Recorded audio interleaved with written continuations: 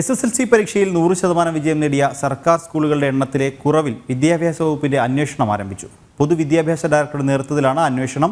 അതേസമയം മികവിന്റെ കേന്ദ്രങ്ങളാണ് സർക്കാർ സ്കൂളുകളെന്ന് അവകാശപ്പെടുമ്പോഴും വിദ്യാഭ്യാസ വകുപ്പ് ഡയറക്ടറുടെ ശബ്ദരേഖ ശരിവെക്കുന്നതാണ് നിലവിലെ സ്ഥിതി.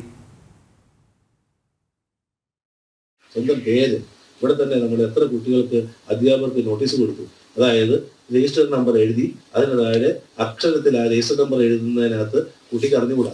അവൻ അറിയാവുന്ന ഏക അതായത് 6 എന്നോ 1 എന്നോ 666 എന്നെല്ലാം എഴുതി അക്കത്തിൽ എഴുതാൻ അറിയാം. അങ്ങനെ തെറ്റി എഴുതിയത് അധ്യാപകൻ കണ്ടുപിടിച്ചിട്ടില്ലാത്തതുകൊണ്ട് അധ്യാപകന് ഒരു വൈക്കേറിയസ് റെസ്പോൺസിബിലിറ്റി ഉള്ളത് കൊണ്ട് അധ്യാപകന് നോട്ടീസ് കൊടുത്ത ഒരു 10-12 കേസുകൾ ഇവിടെ നമുക്ക് മുമ്പിൽ വന്നിട്ടുണ്ട്. അപ്പൊ ഞാൻ ആലോചിച്ചതാണ്, കുട്ടിക്ക് അറിഞ്ഞുകൂടാ 6, 8, 4, 3, 5, 6 എന്നുള്ളത് 6 ആണ്, 8 ആണ്, 1 ആണ്, 0 ആണ് എന്ന് ഇംഗ്ലീഷിൽ എഴുതാൻ ആ കുട്ടിക്ക് അറിയാത്ത കുട്ടിയാണ് ഇവിടെ 10ാം ക്ലാസ് എഴുതിക്കൊണ്ടിരിക്കുന്നത്. കഴിഞ്ഞ ഡിസംബർ 5-ന് പൊതുവിദ്യാഭ്യാസ ഡയറക്ടർ S. ഷാനവാസിന്റെ പേരിൽ പുറത്തുവന്ന ശബ്ദരേഖയാണിത്. വാരിക്കോരി A+ നൽകുന്നത് വിദ്യാർത്ഥികളോടുള്ള ചതിയെന്നായിരുന്നു അദ്ദേഹം അന്ന് പറഞ്ഞത്. ഒപ്പം സ്വന്തം പേര് പോലും എഴുതാൻ കഴിയാത്തവർ പോലും മുഴുവൻ A+ ലഭിച്ചവരുടെ പട്ടികയിലുണ്ടെന്ന വിമർശനവും. ഇക്കുറി SSLC പരീക്ഷാഫലം പുറത്തു വന്നപ്പോൾ ഇത് തെളിയുന്ന കാഴ്ചയാണുണ്ടായത്.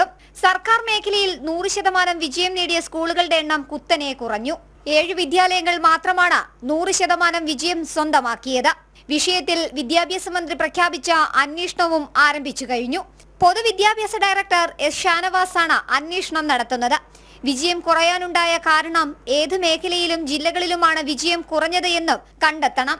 2 ആഴ്ചയ്ക്കുള്ളിൽ റിപ്പോർട്ട് നൽകാനാണ് വിദ്യാഭ്യാസ മന്ത്രി V. ശിവൻകുട്ടിയുടെ നിർദ്ദേശം.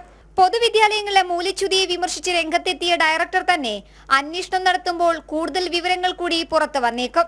മികവിന്റെ കേന്ദ്രങ്ങളാണ് സർക്കാർ സ്കൂളുകളെന്ന് ആവർത്തിക്കുന്ന വിദ്യാഭ്യാസ മന്ത്രി തന്നെയാണ് സ്കൂളുകളിലെ മൂല്യച്യുതിയെപ്പറ്റി സമ്മതിക്കുന്നതും. ജനം, തിരുവനന്തപുരം.